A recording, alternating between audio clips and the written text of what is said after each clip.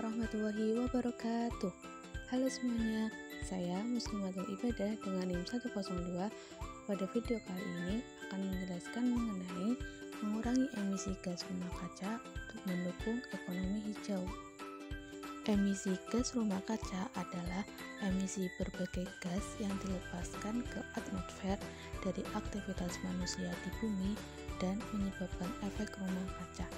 Adapun penyebab emisi gas rumah kaca adalah penggunaan bahan bakar fosil seperti batu bara, minyak bumi, dan gas alam untuk keperluan energi dan transportasi.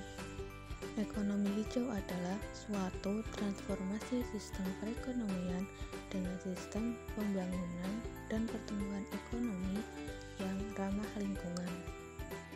Negara Indonesia sebagai penghasil emisi karbon dan sektor energi dengan peringkat ke-6 global, sehingga akan meningkatkan emisi gas rumah kaca seiring dengan peningkatan penggunaan bahan bakar minyak, gas, dan batu bara. Polusi udara di Jakarta sebagai contoh efek emisi karbon seperti gas industri, motor, dan mobil. Oleh karena itu, Indonesia berupaya mitigasi emisi gas rumah kaca untuk mencegah terjadinya pemanasan global melalui kebijakan perubahan iklim, pembangunan rendah karbon menuju net zero emission Indonesia tahun 2060. Kebijakannya meliputi energi, limbah industri pengelolaan, pertanian, kehutanan, untuk menuju pembangunan berkelanjutan yang ramah lingkungan.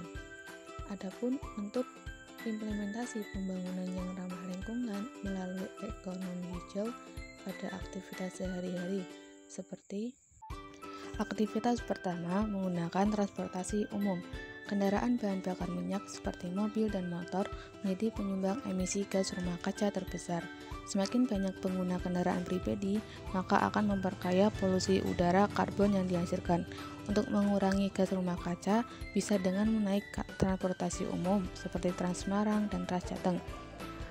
Sehingga dengan memanfaatkan transportasi umum bisa membantu mengurangi emisi karbon dan membantu menyelamatkan bumi serta lingkungan sekitar untuk generasi mendatang.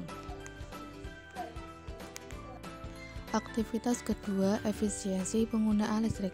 Penggunaan listrik yang boros akan meningkatkan emisi karbon dan pemanasan global, khususnya energi listrik dari energi fosil. Maka, bijaklah dalam menggunakan listrik dengan mematikan listrik yang tidak digunakan dan melepas stop kontak pada aliran listrik. Gunanya untuk mengurangi beban biaya listrik, mengurangi polusi udara, dan perubahan iklim, menjaga kestabilan pasokan sumber daya alam, sehingga akan membantu untuk menyelamatkan bumi. Aktivitas ketiga, mengurangi penggunaan plastik sekali pakai. Sampah plastik akan merusak lingkungan karena plastik tidak bisa terurai dengan sempurna di tanah, sehingga akan mengeluarkan emisi karbon jika dibakar. Maka sebaiknya tidak menggunakan plastik sekali pakai buang. Bisa menggunakan botol minum, tepak makan, dan tas belanja ketika berbelanja di swalayan. Manfaatnya untuk menjaga lingkungan bumi, mengurangi emisi gas rumah kaca, mendorong kesadaran dan perilaku ramah lingkungan. Harapannya dengan mengurangi penggunaan plastik sekali pakai, maka akan mencegah terjadinya bencana banjir akibat sampah plastik.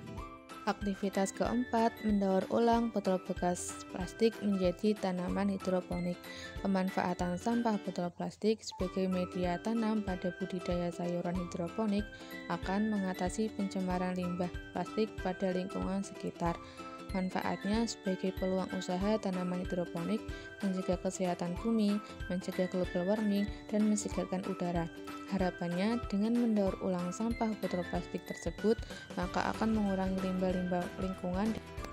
Membiasakan diri dengan aktivitas-aktivitas sederhana di rumah seperti menghemat air dan listrik, transportasi umum, dan mendaur ulang sampah plastik, maka akan terlibat dalam menjaga lingkungan untuk generasi mendatang dan berkontribusi langsung dalam mewujudkan pembangunan berkelanjutan melalui ekonomi hijau di Indonesia. Mari bersama menjaga bumi untuk keberlanjutan hidup generasi.